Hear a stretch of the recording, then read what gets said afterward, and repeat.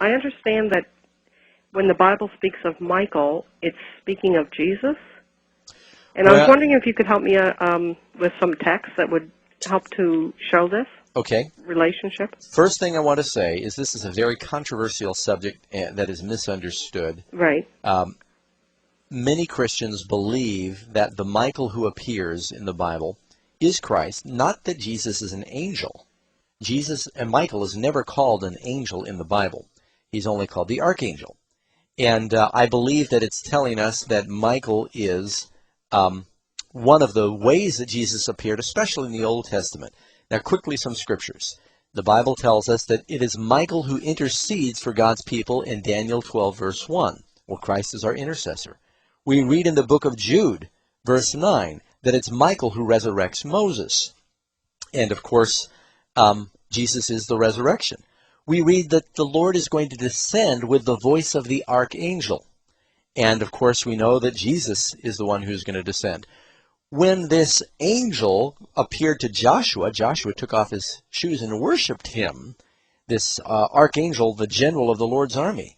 And so through the Bible, you see these little clues, and commentators like Matthew Henry and others believe that Michael was one of the pre-incarnate ways that Jesus appeared.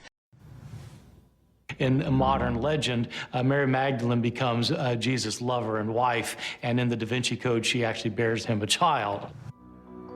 Mary is such a strange figure in some ways because traditionally people have said she was a prostitute, and yet Jesus chooses her. I just can't imagine the authors of that time, the men of that time, making up a story like that. It just gives too much to her. Why would Jesus have done that? The contents of an ancient text unearthed in Egypt at the end of the 19th century offers a whole new perspective, one that has not gained universal acceptance. The Gospel of Mary Magdalene. The Gospel of Mary enshrines Jesus' own regard for Mary, portraying Mary as a leader of the church and an intimate of Jesus and someone who actually holds a wisdom that is unavailable to anyone else. In the Gospel of Mary, Peter, the disciple, says to Mary, "Sister, we know the Lord loved you more than other women. Why don't you tell us some of the things he said to you that we might not have heard?" Then Mary shocks him by saying, "Peter, I'll tell you some things that were hidden from you." And Peter's very angry. Well, that's probably why it's not in the New Testament. The main importance of Mary Magdalene in the New Testament is that she comes with Jesus from Galilee to Jerusalem at the end of his life, and she observes his crucifixion, and in the traditions, she's the one who goes to the tomb on the third day and finds it empty. 2 days after Jesus Christ is removed from the cross and buried, Mary Magdalene goes to the tomb. Mary Magdalene comes by herself. She's there at the tomb, and she's looking for Jesus. We don't know why, but she's there. She's insistent. So she gets there, and the stone has been rolled away. I mean, this makes no sense, right?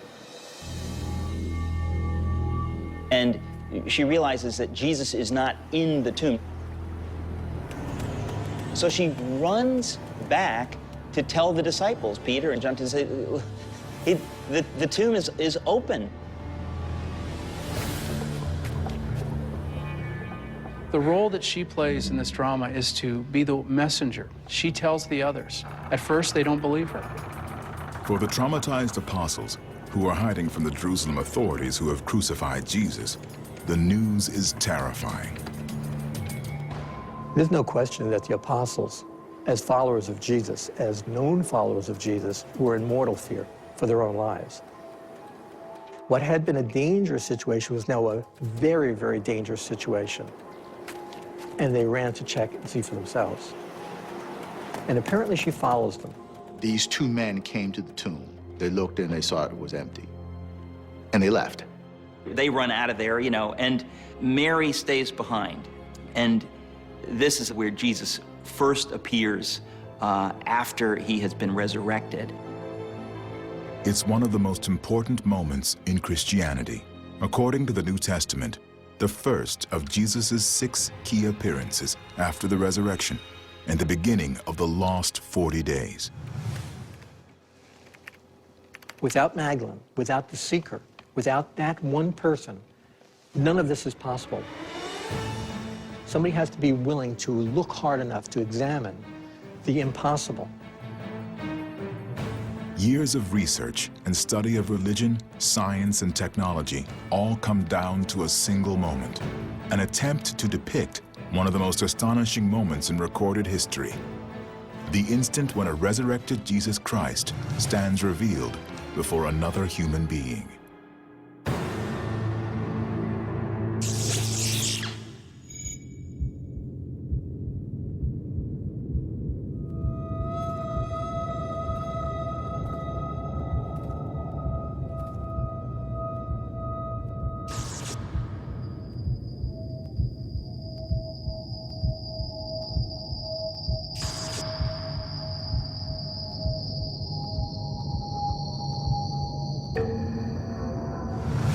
He says to her, Mary, calls her name, go and tell my other followers that you've seen me, that I'm alive.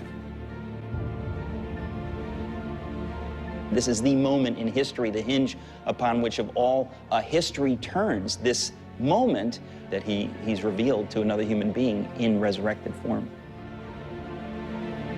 It was a moment of faith for her. It was a moment of love, an encounter with the risen Lord. Doesn't look like a burial shroud anymore, does it? Yeah? Quite a transformation. Yeah. The shroud is at the bottom of all this, you know. This is the closest that we could get to what Jesus looked like. That's the thing. That's the thing at the core of all of this. You know?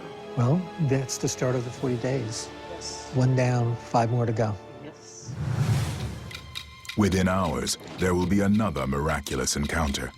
Appearance number 2 in the history of the 40 days between resurrection and ascension.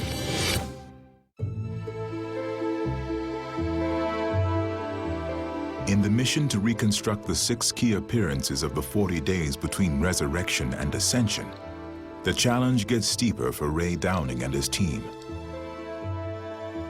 The image of the bloody and mutilated body on the Shroud of Turin once again paves the way. Well, the good thing about the appearances is they build on each other. It's a progression. It builds, and every one of them finds Jesus in a different way. Mary knows him because he knows her. When you get to the next one, the men from Emmaus, a ritual sparks their memory, and they remember it's Jesus. According to the New Testament, Jesus' second appearance takes place on the road between Jerusalem and the town of Emmaus. The appearances of Jesus in the post-resurrection period serve a very important function. We have a story of a dead man coming back to life. But what does that look like? What does a dead man who came back to life look like? What can he do? And we find out Jesus is a very different phenomenon as a resurrected person than he was before. What has happened in science just in the last 30 years has opened up so many possibilities for alternative ways of looking at physicality. Science in some ways and faith are coming closer together as each is willing to admit mystery. It's very important in these days in which religion and science are sometimes put one against the other, as if they were contradictory, to go back and say, before doing that, let's recognize the fact that we ourselves, as historians and scientists, have to be honest. We have to respect evidence. We have to respect primary sources. We have to respect trustworthy sources. I think that's what we're seeing here in these 40 days. Let's get down into it and see what really happened. What happens during these 40 days in the New Testament? Can we look beyond the Gospels to find things that were left out? And if so, why?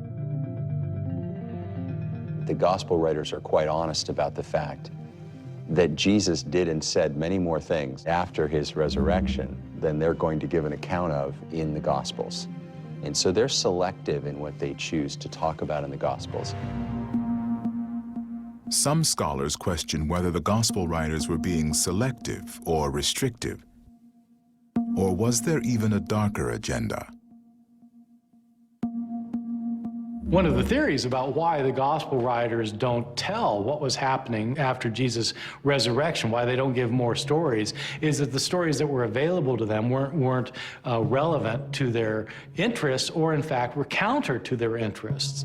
That possibly there were stories about Jesus that didn't make him sound like a real flesh and blood human being after he had been raised from the dead. What could be the reason for the gospel writers to limit the number of witnesses to the resurrected Jesus Christ? Luke has he has an A-list. There are certain people that he wants that show up on that A-list. They are the apostles. They are Jesus' inner circle. Basically what that means is you don't have any access to Jesus now. All you have is what we tell you. Therefore, we have, if you like, a monopoly on the truth, and nobody else can have any because there's no other access to Jesus. That's it. All told, besides the 4 Gospels, there are 23 other books in the New Testament, including at least 7 letters authenticated as having been written by the Apostle Paul. Do they contain information about the resurrected Jesus Christ during the lost 40 days? In Paul, he makes offhanded references to all sorts of appearances that we don't hear about at all in the Gospels. Like where he says, at one point, Jesus appeared to 500 people at once. That is... For centuries, there has been a legend of a land untouched by time. Explorers have vanished searching for it. Most of us are familiar with our world as we view it from weather satellites on the evening news. These satellites go around the planet from east to west or from west to east. There are a few satellites called polar satellites that go around the Earth, North and South Pole. However, data is not available to the public for a view of the North Pole or the South Pole, only the center section. Many newly founded occult sects discovered that there were esoteric lodges before them, such as the Freemasons, the Rosicrucians, and the Illuminati, who were pulling the strings of world politics. There are only a few polar satellites. In February of 2006, the federal government issued a data denial implementation plan, which secures the continued flow of real-time meteorological satellite data from the NOAA, provided instruments on board EUMETSAT's METCOP spacecraft to public duty users in the United States. During episodes that might otherwise require data denial. Data denial means real-time data from U.S. environmental instruments can be denied during periods of crisis or war. There are no publicly available images of the North Pole.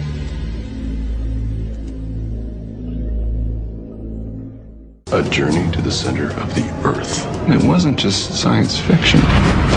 As it happened, shortly after the First World War, young officers of the German army were introduced to an esoteric lodge called Tula. This lodge uncovered the secret world conspiracy of the Illuminati. These officers were extremely excited when they discovered that the war they had just lost had already been predicted as a conspiracy during the 19th century in the secret scripts of the wise men of Zion.